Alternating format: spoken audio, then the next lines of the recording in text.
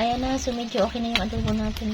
So, ilalagyan natin na tomato paste para sa ating caldereta.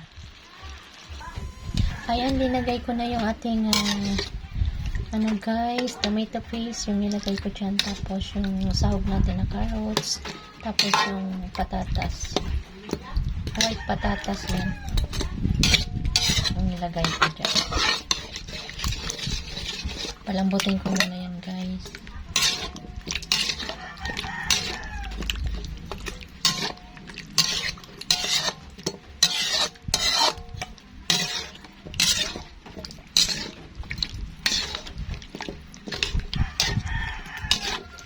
Palambutin ko muna.